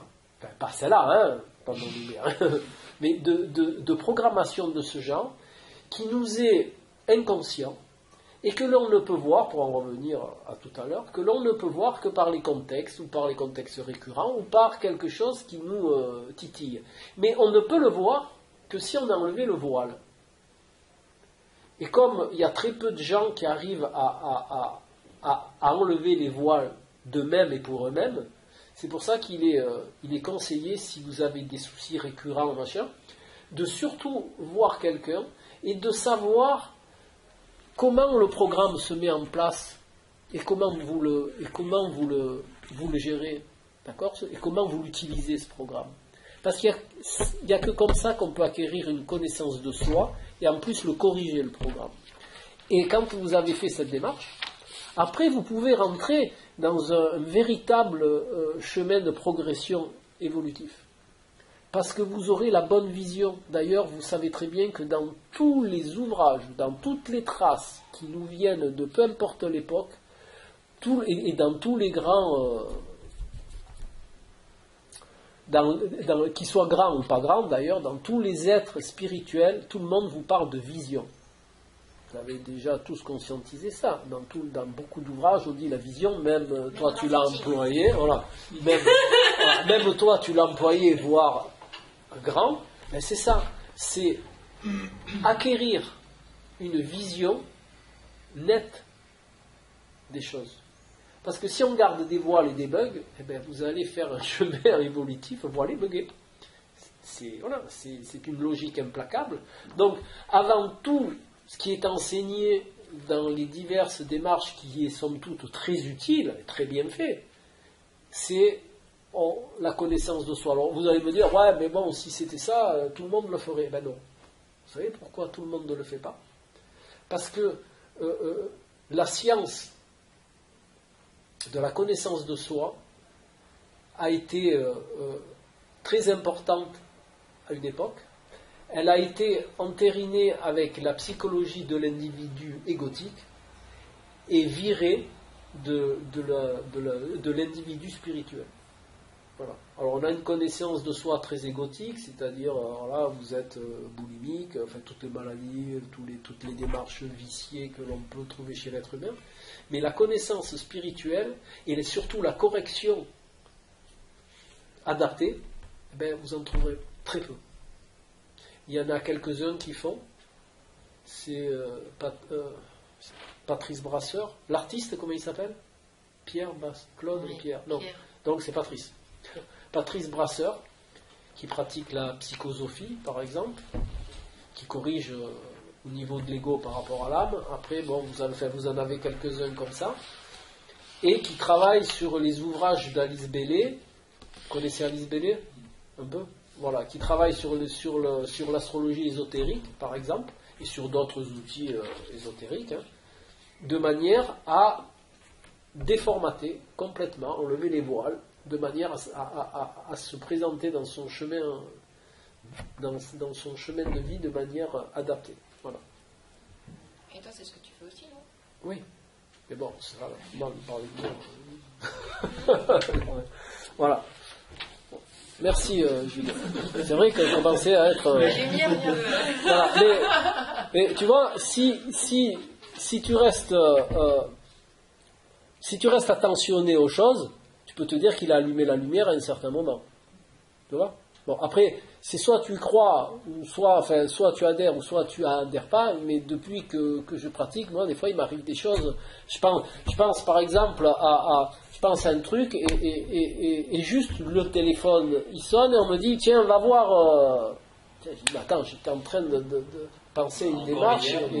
Hier, on parlait d'une personne, et par erreur, elle nous appelle 2 minutes après. Quoi. Voilà, donc, ce que je ne vous ai pas expliqué, parce que, je ne sais pas, parce que S'ils sont très à cheval sur l'heure, donc bon, ça va un petit peu de temps. Je peux...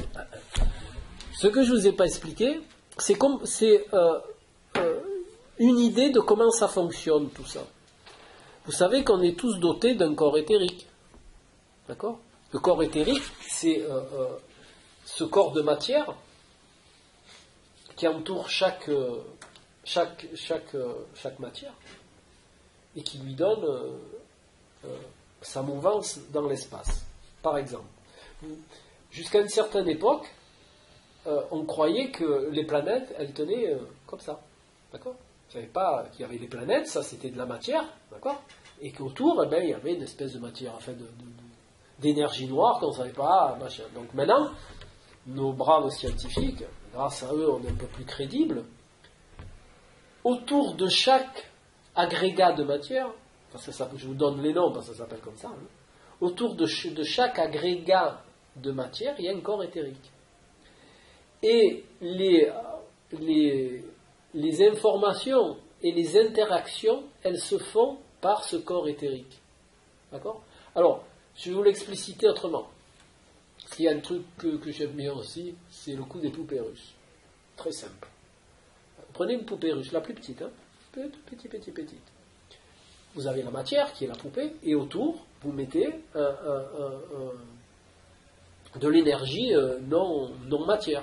D'accord ? La même chose que la planète dans l'univers. Vous voyez bien qu'elle tient dans l'univers. Autour, il y a une espèce d'énergie que maintenant on appelle matière noire, mais avant on ne savait pas, et on se disait, tiens, la planète, elle tient... Donc là c'est pareil, vous prenez la poupée russe, avec son entourage éthérique, donc cette énergie, vous la mettez dans celle qui est un peu plus grande, d'accord, qui pareil est entourée de la même énergie, qui va dans celle qui est un peu plus grande, et vous vous rendez compte que tous les corps éthériques sont en relation, d'accord, parce qu'une est interdépendante dans l'autre, d'accord, et bien là c'est pareil. C'est comme ça que ça fonctionne. C'est comme ça, en réalité, que fonctionne l'astrologie, et non pas par un rayonnement X de la planète sur l'être humain. D'accord ? C'est des informations qui sont des informations énergétiques qui sont passées dans les différents corps éthériques. Et comme nous, on est dans le corps éthérique de la planète Terre, par exemple, qui elle est dans le corps éthérique de notre univers, et ainsi de notre Soleil, et ainsi de suite, c'est comme ça que ça fonctionne. Par l'intermédiaire des corps éthériques. Et c'est comme ça que, des fois, tu dis, tiens, tu penses à un truc, et pour te le concrétiser, tu as un signe. Enfin, c'est pas un signe, on n'est pas chez les Indiens, hein, mais tu as un signe, tu as quelque chose qui te dit que, tiens, tu es dans le bon chemin. En énergie quantique, c'est pareil. On s'est aperçu que quand on module quelque chose d'un bout de la planète, il se module de l'autre bout et qu'on met l'autre moitié à l'autre bout de la planète, ben ça se module pareil. Et sans laps de temps. Voilà. Vous connaissez la fameuse expérience qui elle est scientifique, donc ils sont contents parce que c'est bien, je vois, je crois, d'accord, je touche, voilà, ils ont mis une roue avec des cases rouge et blanc, ils en ont mis une autre dans un sous-marin qui est allé très profond sous l'eau, très loin, ils ont fait tourner la roue qui était, je ne sais plus où, aux États-Unis, ça tombait sur le rouge, et bien la même roue qui était dans le sous-marin est tombée sur le blanc. Il n'y a jamais eu les deux mêmes couleurs. Voilà. Ça, c'est le système d'information éthérique. Quantique. Ils disent quantique, après chacun... Voilà. D'accord. Et quelle était l'intention de la roue? Pourquoi elle a fait ça? Hein? C'est quoi l'intention de la roue? Ben, c'est pour prouver que ce que tu fais d'un côté, ça se répercute sur l'autre. C'est une résonance, si tu préfères. Voilà. C'est une résonance par les corps éthériques. Voilà. C'est l'effet quantique. C'est tout est vibration. Donc la roue qui est aux États-Unis, c'est la même que celle qu'il y a dans le sous-marin. C'est pour ça qu'il ne peut pas tomber les deux en même temps, les deux rouges ou les deux blancs. D'accord? C'est la même roue. Quantiquement parlant, c'est la même roue. Mais dans la matière, c'est bien deux roues différentes. Enfin, je la connais pas. Oui, c'est pour la matière, oui, mais pour l'information quantique, c'est la même roue. Parce que ce qui est là, c'est là-bas. C'est exactement pareil. C'est pour ça que, pour expliciter ça, il y a aussi les agrégats de forme de pensée. D'accord? Quand on émet, alors, Là, on en vient au côté de ne pas être nocif, mais de ne pas être nocif, non seulement, c'est être nocif, on n'est pas nocif direct à une personne, on est justement nocif par ce système, c'est-à-dire nos formes de pensée, quelles qu'elles soient, si on émet une critique, un jugement, je sais pas moi, je vais être un petit peu vert, mais de dire bah lui c'est un imbécile, un abruti, enfin, tu vois, toutes ces formes de pensée, elles se propagent, et c'est prouvé, hein, elles se propagent dans cette espèce d'énergie. Alors moi de mon côté j'appelle ça éthérique parce qu'en réalité ça s'appelle comme ça, mais après il y a des gens qui l'appellent autrement, mais voilà. Ça se propage et à certains moments ça fait des agrégats. Elles se rencontrent et elles se lient les unes aux autres, ces formes de pensée nocives, et elles reviennent sur le règne humain. D'accord ? Et ça, entre guillemets, ça pourrit les gens. Si on parle de magie, par exemple, il y en a qui disent que la magie noire, c'est juste dire des choses. Ça commence aussi par dire des choses à propos de quelqu'un, parce que si la personne, elle est fragile, d'une certaine façon, tout ce qu'on a contre cette personne, elle va se la prendre, quoi. La magie noire, de toute manière, d'après ce que j'en sais, il y a un très bel ouvrage qui s'appelle Traité sur la magie blanche. C'est pas la noire, mais c'est Alice Bailey qui l'a écrit. Ouais, non, je l'ai pas su. Je l'ai lu quelque part. Des trucs de magie, mais c'est pas sûr. Et ça, il y a beaucoup d'êtres qui se sont penchés sur la problématique, et c'est au niveau spirituel, c'est pour ça qu'on en est arrivé aux formes de pensée et aux agrégats, qui disent que toute forme de magie, la blanche et encore plus la noire, elle te revient sur le coin de la figure à un moment ou à un autre.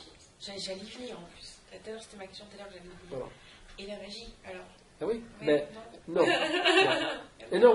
non. Et non, même pas la blanche. Tu sais pourquoi ? En réalité, sur le fond de la chose, c'est nocif, parce que c'est un pouvoir, que tu le veuilles ou pas. Au niveau égotique, c'est un pouvoir. Tu prends le pouvoir sur l'autre. Et s'il y a bien une règle aussi, tu peux marquer, c'est alors là, je vais être vindicatif, c'est rare, mais ça arrive. Aucun thérapeute ne doit prendre le pouvoir sur son consultant, quel qu'il soit. Alors que ça soit thérapeute, astrologue, tarologue, ou ce que tu veux, dans toute cette démarche-là, il est utile de faire attention parce que ça va très vite. Des fois, on ne s'en aperçoit même pas, d'où le travail de la connaissance de soi. Parce que je dis tout ça, mais c'est pas pour rien. Hein. Il faut être, et là, il faut vraiment être très attentif à ne pas imposer de pouvoir sur la personne que l'on a en face. Parce que là, ça met tout en l'air. Mais tout. Vous mettez la personne en l'air, vous mettez vous en l'air, et ça sert strictement à rien. Mais quelle sorte de pouvoir ?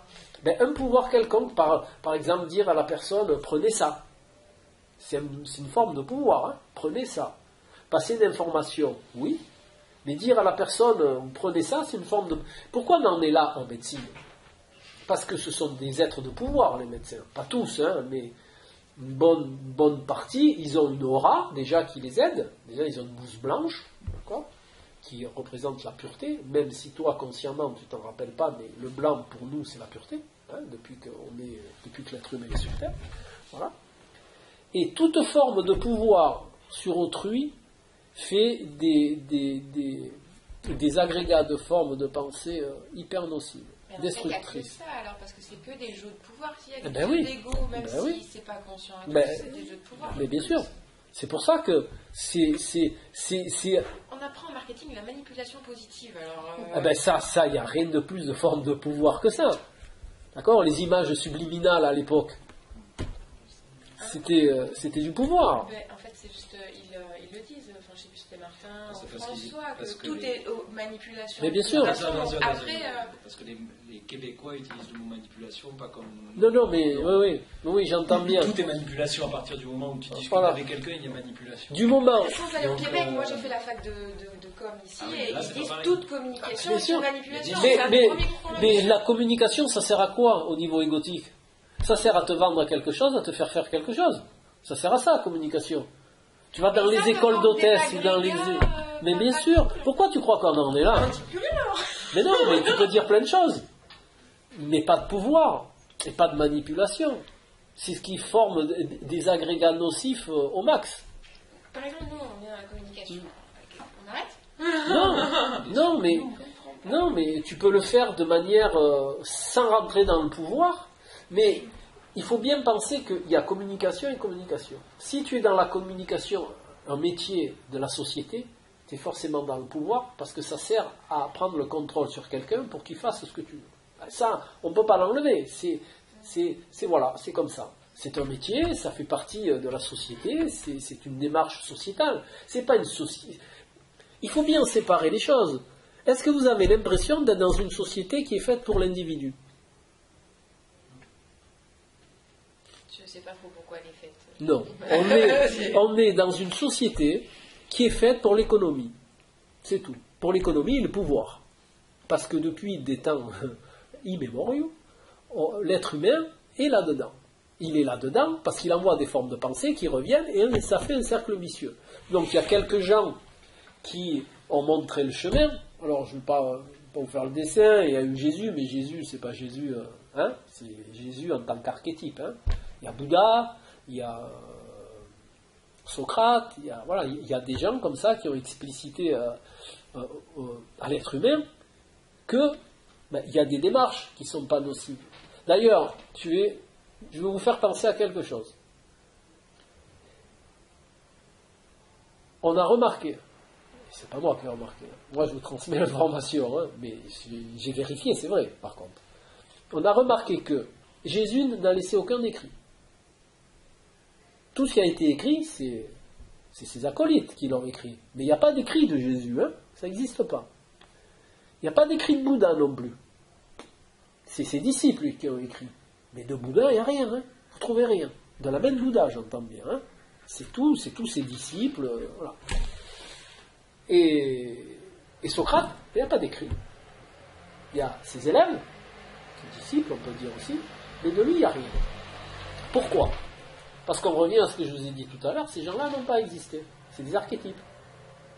C'est des mythes qui ont été mis en place pour nous donner une certaine direction d'évolution.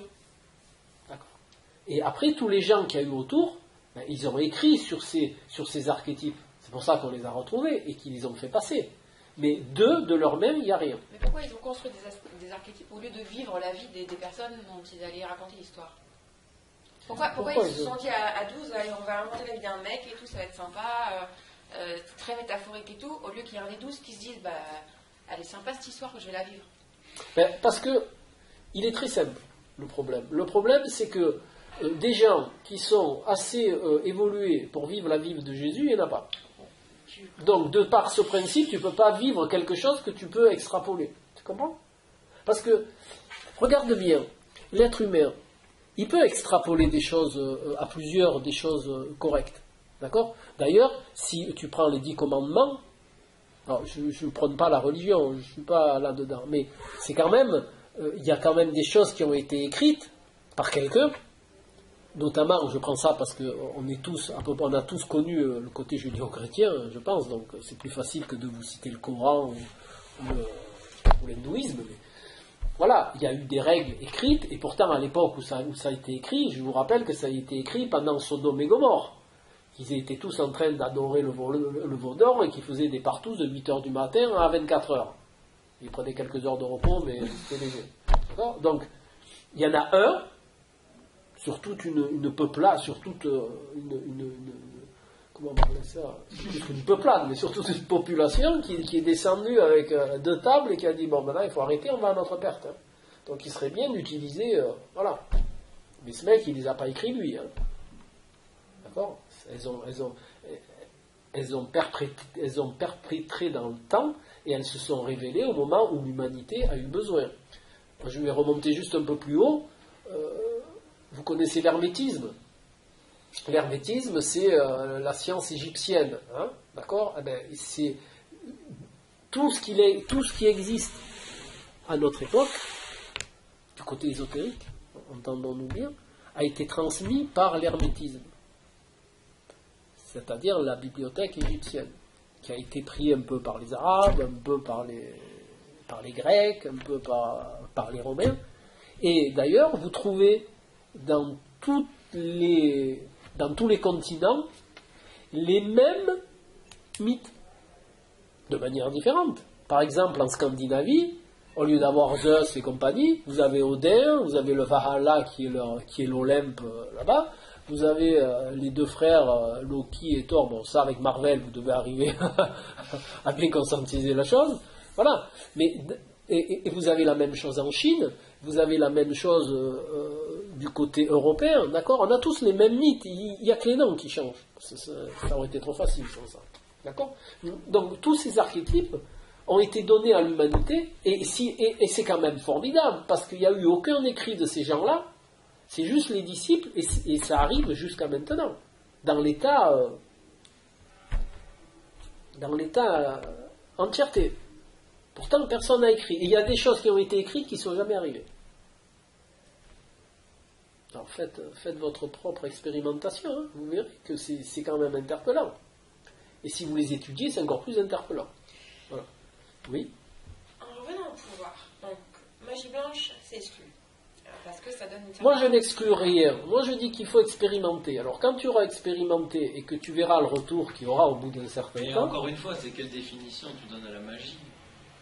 Ben non, là, le fait de quelque vivre, part, voilà, c'est tout est pas magique. magique. Par exemple, maintenant, la Voilà, grosse mais, map quantique, c'est les énergies, c'est emotion, donc l'énergie en action, en mouvement. Donc à partir de là, il faut, pour maîtriser sa vie, ouais, le contrôle de sa vie, on doit ressentir une émotion vraiment, parce que c'est elle qui active et qui rend réelle la manifestation, en fait.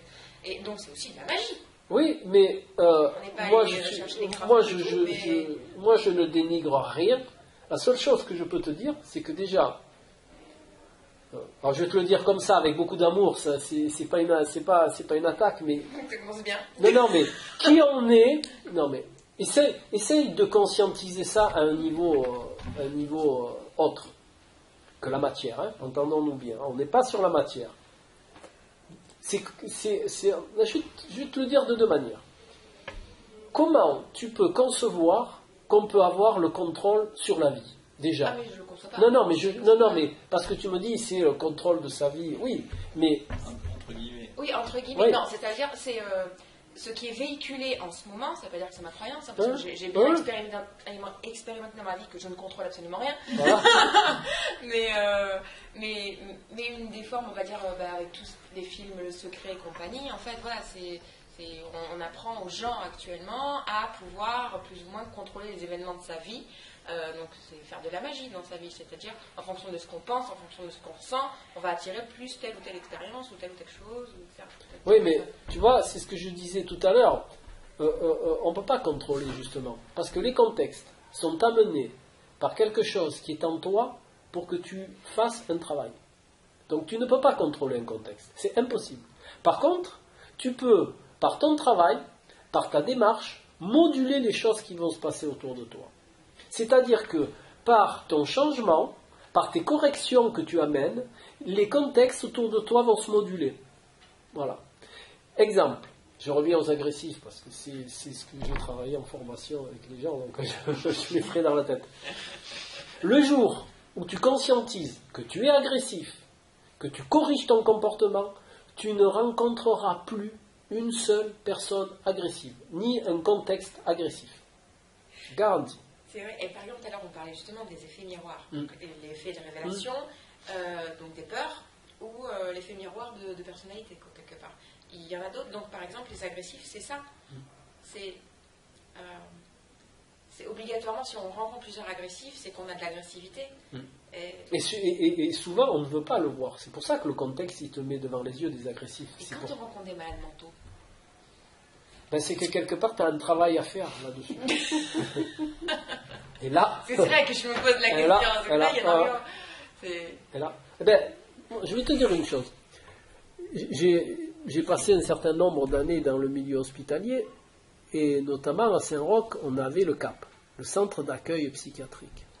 D'accord. Eh bien, les malades, ce qu'on nous on appelle les malades, eh bien, je me suis rendu compte que beaucoup, ils n'étaient pas aussi malades que ça. Et quand tu commences à définir où est la folie, eh bien, tu t'aperçois que il y a il y aurait quand même des limites à changer. Parce que ceux qui sont enfermés, c'est pas les plus fous. Non, mais je parlais pas de ceux-là, moi je parlais des pervers narcissiques, des bipolaires, oui, oui. voilà, qui sont, enfin, pour moi, c'est... Ceux-là, ils sont utiles à faire travailler certaines personnes. Il n'y a pas de contexte inutile. Voilà. Si tu rencontres quelque chose dans ta vie, c'est qu'il y a quelque chose à faire. Il y a un travail à faire. Voilà. C'est tout. Voilà. C'est comme si je t'ai cité les médecins qui avaient peur de la mort, je peux te citer plein d'exemples comme ça. Tu as quelque chose à faire. Après, tu as des gens qui sont à des niveaux de conscience, qu'on connaît tous, qui sont un peu plus évolués. Tu prends par exemple, je ne me rappelle jamais celui qui a fait Avatar. Bon, il a fait passer un message. C'est pas Cameron qui l'a fait ? Oui, Cameron, voilà, c'est ça. Il a fait passer un message. Luc Besson aussi, il a fait passer quelques messages dans ses films, d'accord ? Mais la plupart des gens, ils ont vu le film. Ouais. Le message, Même la guerre des étoiles. Voilà, oui. Voilà.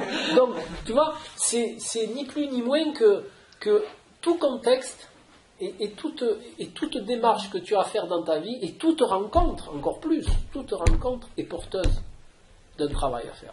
Il n'y a pas de choses. Le hasard, tout ça. J'en suis Voilà. convaincue. Maintenant. Les messages sont très.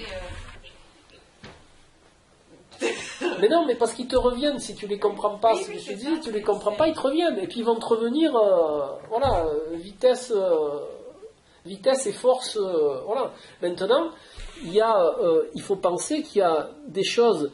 Mais c'est vrai que les gens se prennent beaucoup la tête. Hein. C'est ce que je leur dis. Je dis arrêtez de vous prendre la tête. Arrêtez. Parce qu'ils sont là, la transgénéalogie, la mémoire cellulaire que j'ai pratiquée, donc je connais bien. J'ai dit stop. Calme, posez-vous, tranquille, et regardez uniquement ce que la vie vous présente. Voilà. Si vous avez un problème dans votre famille, par exemple, vous en avez, c'est un exemple gros, mais c'est pour bien comprendre, vous avez des gens qui sont confrontés au suicide dans la famille. Il y a eu 5 ou 6 suicidés, voilà. Donc là, il y a quelque chose à comprendre. Mais ne cherchez pas tous azimuts, c'est pas vous qui... Voilà, parce que les gens, ils ont tellement... on a tellement, moi aussi, hein, un ego un petit peu évolué, qu'on se fait maître d'aller chercher les choses. Non, ça marche toujours en sens inverse, c'est les choses qui nous montrent ce qu'on a à travailler. Nous, on n'est pas fait pour dire tiens, là j'ai envie de travailler ça, moi je vais travailler ça. Comment, pourquoi, il n'y a rien, il n'y a pas de contexte. Non, c'est les contextes qui viennent à vous et qui vous ouvrent sur un travail qui ne va pas être toujours le même en plus. D'accord ? Parce qu'on n'a pas qu'une seule chose à travailler, ça serait trop simple. Hein, ça serait bateau. Voilà.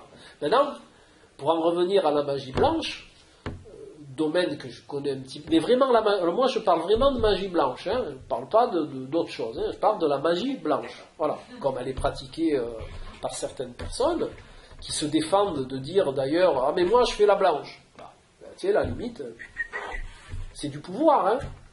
Quand le mec dit, voilà, moi je fais mes incantations, machin, pour que la personne guérisse, je lui dis, ah bon, pourquoi t'as un pouvoir, toi ? Elle me dit, mais pas moi, la magie. Je dis, qui c'est qui la pratique ? Donc tu prends un pouvoir. Tu dis, moi j'ai le pouvoir de guérir. Non, seule la personne a le pouvoir de se guérir. Voilà. Et toutes les prières, alors ? Mais c'est pareil, les prières, tu fais appel. Alors, ça dépend. Tu as des prières, moi je préfère parler de méditation, de méditation globale. C'est-à-dire, tu médites en te connectant au règne. Et comme on est tous interconnectés, d'accord, en envoyant certaines formes de pensée, c'est pas parce que tu médites, c'est parce que c'est un moyen de te connecter par ton... Voilà, de te connecter au règne, à l'ensemble. Parce que le règne est porteur de toutes les mémoires. Alors que quand on est là, on a un petit bout. D'accord ? Alors, je vais parler comme ça parce que c'est plus simple. Toi, tu as ton âme, moi, j'ai mon âme. Mais en réalité, l'âme, c'est ça. Et nous, on est les doigts. Tu vois, on est des expérimentations de cette énergie qui a fait des doigts ou des tentacules pour être plus imagé. Et que chacun de nous, on expérimente pour le bien de l'ensemble. Et c'est pour ça que la méditation, elle est utile. Mais la méditation, pour se connecter à l'ensemble et profiter... entre guillemets, j'aime pas le terme parce que ça fait profit, ça fait égotique, mais pour tirer des informations et puis retransmettre de l'énergie pour que tout ça puisse être. D'accord? J'étais clair. Parce que des fois c'est un petit peu ardu quand tu travailles pas là-dedans, mais voilà. Alors, je conscientise et je trouve ça dur parce que dur mais vrai en même temps. Qui on est pour aider l'autre. Enfin, c'est aussi non, mais on n'aide pas. On n'aide pas. Attention, on n'aide pas. On n'aide pas. De par ta connexion à l'ensemble, d'accord, tu aides personne. Tu fais ce que tu as à faire et c'est ce que tu fais qui va faire évoluer l'ensemble. Rappelle-toi de l'image que je t'ai donnée de l'orchestre.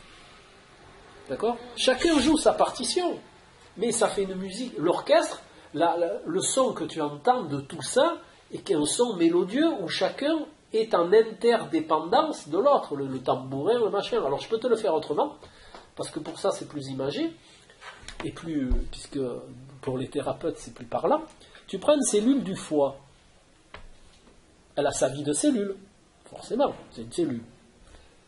Cette cellule du foie, hormis sa vie de cellule, elle participe à la vie de l'organe, le foie.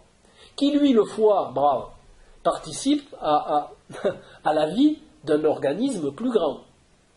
Eh bien, au même titre, moi, je participe à la vie d'un organisme encore plus grand. Pourquoi ça serait valable pour la cellule hépatique, pour le foie, pour moi, et ça va encore s'arrêter à moi? Non, ça ne peut pas. Comment je veux dire? Parce que toi aussi qui es thérapeute, tu vois, on va reprendre l'exemple. Ouais. J'ai un enfant qui est petit, et il m'est arrivé, quand il est tombé malade, de faire des visualisations et des prières pour qu'il aille mieux. En fait. Et ça, c'est du pouvoir. Tu sais, il y a la limite, elle est toujours pareille. Et je réponds toujours la même chose. Tout dépend de l'intention que tu as mis dedans. Et tout dépend à quel niveau tu t'es situé. Là, alors ça va être un petit peu dur de ma part, mais c'est surtout sans méchanceté. Mais là, on est au niveau de la matière. Quand un enfant est malade, ou quand je suis malade, moi je prends des huiles essentielles, j'en ai dans la poche, je donne un pouvoir à lui. Tu vois, je te raconte pas de bêtises, je donne un pouvoir à l'huile essentielle. C'est-à-dire l'huile essentielle, à mon niveau matière, je pense qu'elle va me faire du bien. Mais si tu entends bien ce que je dis, bien, elle va me faire du bien. Je n'ai jamais dit qu'elle allait me guérir. Ça, c'est de l'interdépendance entre les règnes. Voilà. Ou ceux qui se soignent avec les quartz, ou peu importe. Enfin, ceux qui... voilà. Tout est dans la formulation, et surtout, comme je dis toujours, tout est dans le ressenti. Tout dépend ce que tu y mets dans ta prière. Tu comprends ce que je veux dire? Et tout est comme ça dans la vie. Tout dépend du ressenti que tu mets dans quelque chose. Ça peut être nocif, ça peut être du pouvoir, comme ça peut être de l'information. Tu comprends? Après, c'est sûr qu'au niveau matière, eh ben, tu as plus une démarche de pouvoir. Et si tu veux travailler sur la matière, ben, tu es obligé d'employer des outils matière. D'accord? Et là, dans ton cas à toi, tu emploies des outils, je vais dire, mental, plus que spirituel. La prière, c'est mental. C'est plus mental que spirituel. Quand tu vois les gens prier à l'église, ils demandent à Dieu. Ben, je te prends un exemple. Hein. Les gens, ils prient Dieu. Oh mon Dieu, je veux que j'aille mieux, ou je ne sais quoi d'autre. Je veux que... Voilà, je veux. Du moment que tu dis je veux, tu es dans l'ego. D'accord? Et si tu es dans l'ego, tu es dans la matière. Et si tu es dans la matière, tes prières, elles sont émotionnelles. Parce qu'elles sont réservées à la matière. D'accord? Elles sont à base d'émotions. C'est l'émotion qui te fait prier si ton enfant est malade. Donc tu restes dans le niveau de la matière. Tu n'es pas dans le niveau spirituel. Maintenant, tu peux méditer de manière spirituelle, d'accord? Pour comment te dire? Pour défaire les agrégats matière, mais pas pour les défaire consciemment, pour faire passer de l'énergie. D'accord? Parce qu'il faut bien penser que dans le contexte spirituel, il est dit que les maladies sont quand il y a résistance à l'âme. Voilà. Ou à l'énergie, appelle ça comme tu veux. Alors, c'est pas forcément de la résistance consciente, hein. C'est parce qu'il y a quelque chose à travailler, c'est toujours pareil. Alors tu as peut-être quelque chose à travailler avec ton gamin. Tu vois ce que je veux dire? La prière, là où je l'entendrais au niveau spirituel, ça serait de demander pourquoi c'est là. Tout simplement. Pas de dire, Pourquoi, mais même pas pourquoi, parce que pourquoi, c'est un questionnement. Pourquoi? Alors qu'on sait très bien que dans la spiritualité, on ne doit jamais demander le pourquoi, mais corriger. D'abord, voir comment ça fonctionne. Et pas pourquoi j'ai ça, pourquoi je suis malade. Ça, une fois que je vais te dire pourquoi, tu ne vas pas corriger pour autant. Je vais te dire pourquoi. Oui, pourquoi. Non, mais moi c'était de pourquoi dans le sens de comprendre ce que j'ai à voir. Ah oui, mais ben oui, alors là c'est pas pareil. Là c'est pas pourquoi, c'est quelle démarche je dois adopter, qu'est-ce qu'il y a que je suis malade. En général, c'est toujours une résistance. Quand on est malade, c'est une résistance à quelque chose. On résiste. Et plus on résiste, et plus on va être malade. Après, il y a d'autres paramètres qui sont un petit peu plus peut-être difficiles à conscientiser. C'est que quand l'âme ou l'énergie que tu as en toi, elle a fini son expérimentation, ou que ton ego est encore trop fort pour satisfaire à l'expérimentation, ben l'âme elle te déconnecte quelque part. Alors, il est dit qu'il y a plusieurs matières, ça j'ai pas expérimenté donc je peux pas vous dire, mais il y a plusieurs déconnexions. Vous avez des gens, quand l'âme a fini son boulot et qui sont encore bien ancrés, eh bien, ils ont le Parkinson, tu vois, il reste que la matière qui va s'en aller à un moment ou à un autre. Tu comprends ce que je te dire? Tu reconnais les gens, quand ils ont fini ce qu'ils ont à faire, souvent il reste que la matière sans spiritualité, si je peux dire, tu vois. Alors que tu as des gens qui vieillissent, ils sont différents.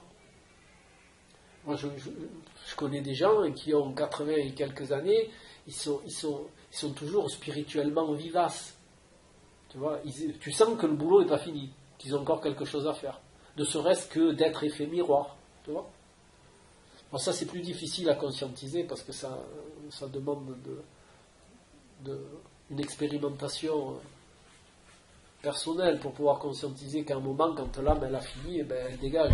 Et alors la matière, elle dégage avec, ou alors elle perdure parce qu'il y a encore un ancrage miroir et que ça va finir un peu plus longtemps. Donc c'est inéluctable puisque l'âme avait prévu d'être incarnée pendant tant de temps, qu'après le corps ait choisi un moyen de se dégrader de telle sorte... C'est pas le corps qui a choisi un moyen, c'est le côté énergie qui quitte le corps matière, et le corps matière, lui, il est périssable. Le corps matière, si tu le conscientises, c'est un véhicule. Mais par exemple, c'est ce qui te permet de réaliser quelque chose. Qui ont des maladies dégénératives, on peut penser que l'âme se fait la mal, et qui changent, en fait, qui ont une révélation, etc., et qui reprennent des miraculés, vraiment toutes leurs facultés. Donc elle est partie, puis elle est revenue. Non, elle n'est pas partie, elle est revenue, elle a expérimenté quelque chose et t'a résisté. Et à un moment, tu as lâché la résistance. Et du coup, tu reviens bosser. Ce qui est antagoniste avec la matière, entre l'énergie, l'âme ou ce que tu veux, et la matière, c'est la résistance. C'est l'ego qui résiste. C'est pour ça que dans tous les trucs, on te dit il faut lâcher l'ego. C'est pas qu'il faut lâcher l'ego. L'ego, il est utile à ton véhicule, toujours pareil, mais c'est pas lui qui doit commander. L'ego, il est au service d'eux. Et c'est pas le qui est au service de l'ego. C'est ça c'est ça qu'il faut c'est ça que le règne humain a à travailler. C'est pas tout ne sert pas l'ego, c'est l'ego qui sert le tout. D'accord? Et il y a une autre différence, je te le fais comme ça parce que c'est pour bien conscientiser la différence. L'astrologie pratiquée par la plupart, c'est de l'individu au global, alors que l'astrologie ésotérique, l'astrologie de la connaissance de soi, c'est du global à l'individu. Là, tu pars du haut vers le bas, c'est comme les chakras, tu pars du haut vers le bas. Alors que l'astrologie pratiquée basique, c'est de l'individu, et peut-être après on va te dire, bon, vous avez... Tu vois, donc, l'ego inverse les choses et émet une résistance. Et c'est cette résistance qui rend malade. Voilà. Et c'est pour ça que des fois, il y en a qui lâchent les résistances et qui reviennent à un état de santé normal. Et s'ils ne lâchent pas la résistance, c'est un des cas. Après, tu as la fin du boulot. Voilà. Alors, c'est vrai que Moi, quand j'étais plus jeune, ça m'a pas resté. Je dis, merde, putain, là, ben, me dégage, et moi. Alors, tu vois, le premier mot que je dis, et moi. Attends, et moi, qu'est-ce que j'ai à dire? Je dis pas mon mot, là, j'ai rien à faire, et moi. Alors, toujours et moi. Et puis, un jour, je me suis enregistré. Tu vois? Et puis, j'ai écouté. Et puis, tout le long, et moi, je, et moi. Je dis, oh, mais t'en as pas marre. Voilà. Donc, ça aussi, c'est des trucs sympas, c'est de s'enregistrer. Après, tu réécoutes. Et t'aperçois que bon, t'as du boulot. Quoi. Mais c'est normal, hein. Il y a pas de, voilà. Donc, il est de bonne loi surtout d'être à l'écoute, de sortir tu sais, on dirait une centrifugeuse là-dehors. Tu tournes, on te fait tourner. Et plus tu tournes, et plus tu as mal à la tête. Alors quand tu t'en retires un peu, tu regardes, déjà rien que de regarder. Moi je dis aux gens, les premiers temps qu'ils viennent me voir, je dis, regardez. Observation. Voilà, observation. Voilà, vous regardez. Voilà, de temps en temps vous expérimentez un peu, parce que bon, ça va regarder à la fin, ça sert à plus à rien. Mais, voilà, vous expérimentez ça, mais à petite dose, gentiment, sans vous stresser. Tu vois? Voilà, calme. Oula, calme. Voilà, déjà, tu essayes, tu lâches un peu la télé. Mais un peu, hein, un peu. Tu enlèves 2 heures de télé par jour. Déjà, tu essayes. Si tu n'es pas malade. Et tu vas voir que tu vas voir les choses pendant ces 2 heures-là. C'est con à dire, hein. Et pendant ces 2 heures-là, tu vas faire autre chose. Peut-être tu vas t'occuper de toi. Tu vas te couper les ongles, tu vas te mettre du vernis, tu vas te peigner. Voilà. Mais déjà, c'est déjà un rapport à soi. Bon, ça, c'est vraiment les gens qui arrivent. Hein. Tu essaies de les sortir petit à petit, quoi. Tu vois. Voilà. Mais toujours à leur convenance. Moi, je dis jamais à quelqu'un, vous faites ça. Je dis, voilà, moi, je vous donne une information. Maintenant, vous le faites à votre convenance. Hein.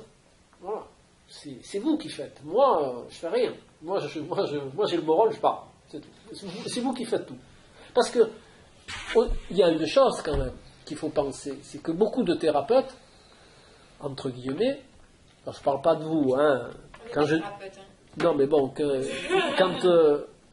Ouais, ben comme vous en fréquentez pas mal. Oui, ça oui. Voilà. Qu'est-ce qui fait que la médecine a du pouvoir? Et qu'est-ce qui fait que beaucoup de thérapeutes ont du pouvoir, à votre avis? C'est très simple. C'est basiquement humain. C'est parce qu'ils vous déresponsabilisent. C'est tout. En vous déresponsabilisant, ils prennent le pouvoir sur vous. C'est simple. Hein? C'est pas votre faute. Hein? C'est malade, c'est pas votre faute, c'est pas vous. Hein? Vous êtes malheureux? Ben, c'est surtout pas vous. Hein. Ah, vous ne dormez pas, mais c'est pas vous non plus. Tenez, je vous donne un petit cafou. Et de suite, ça va aller mieux. C'est vrai, ça va mieux, mais sur la matière. Mais le mec, il arrête le cachou, il dort plus. Hein. D'accord? Donc, je fais le contraire. Moi, je responsabilise. Voilà, je dis, je vous informe, vous vous débrouillez. Voilà. C'est vous qui le faites. Moi, je fais rien. Il n'y a rien.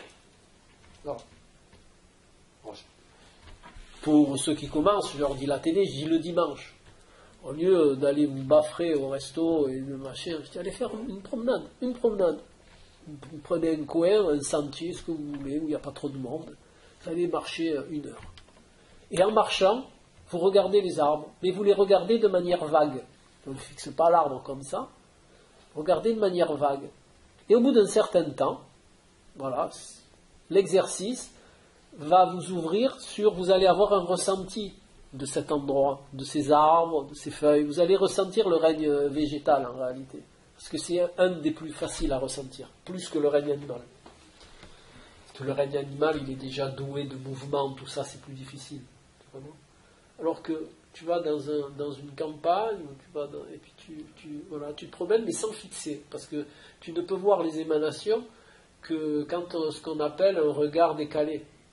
D'accord, tu regardes, tu vois, tu fixes pas parce que la fixité t'enlève l'ensemble. Comme on est dans le global, d'accord, ben, tu vas du global à l'individuel. Si tu regardes l'individuel, tu vas louper le global. Bruce Lee le faisait très bien, ça. Si tu regardes mon doigt, tu vas rater la splendeur de la lune. Là, c'est pareil. C'est exactement la même chose. D'accord. Donc, voilà, tu vois, c'est toutes des démarches simples qui les ramènent vers eux, en réalité. D'accord ? À voir autre chose que leur ego, à ouvrir du ressenti, à ouvrir la vision, tu vois, à se poser, à se dire bon, ben voilà, j'ai des ressentis, tiens, j'ai des besoins, tiens, c'est beau, tu vois, quand tu commences. Après, alors je dis c'est beau parce que c'est pour vous amener à une définition spirituelle, le beau, le vrai, le juste. C'est ça que le règne humain il doit arriver à conscientiser. Voilà, c'est tout, c'est simple. C'est pas